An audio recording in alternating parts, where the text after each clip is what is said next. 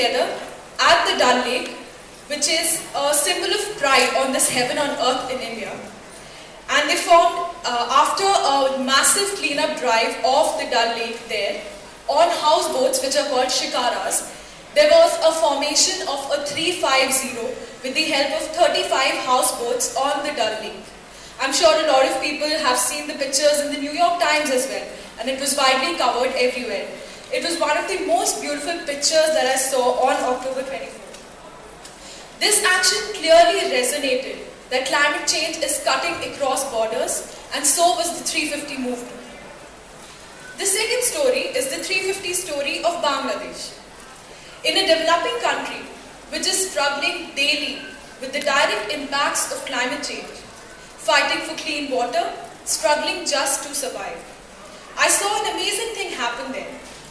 There were close to 70 actions in a developing country like Bangladesh, which accounts for a very minimal amount of carbon dioxide that they emit in the atmosphere. Not just the civil society, not just the young people, there were even the parliament members there who were out on the streets calling for this message of survival, calling for 350 ppm.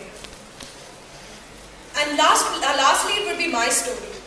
On October 24th, the picture that you just saw of the giant 5 in New Delhi that our friend from Denmark showed, I was there, standing at the top of the Red Fort, where I saw thousands of young people come together and form the giant 5. There were, in my mind, I could see the giant 3 being formed in New Zealand, the giant 0 being formed in Copenhagen, and 5 was in front of my eyes. It was just a symbol that the 350 movement was beyond boundaries. It was beyond countries. It was beyond the divisions of the mind.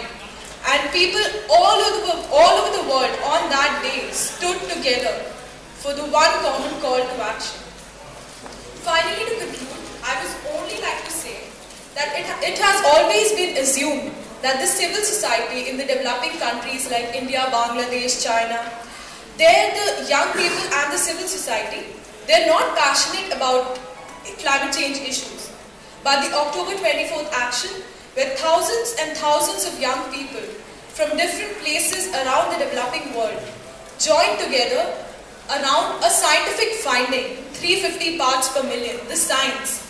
It clearly showed that the young people all around the world are no longer accepting the things they are, and they are demanding a real change.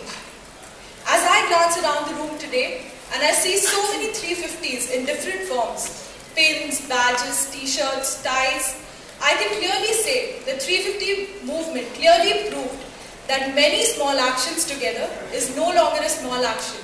It is really a big action.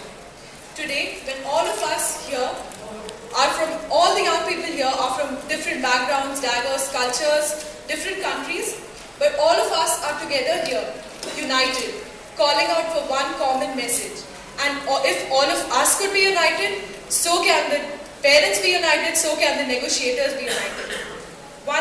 The last thing that I would like to say is that in the coming days, let us all stay united and let the negotiators know that right actions in the future are the only apologies for the mistakes that we've done in the past. Thank you.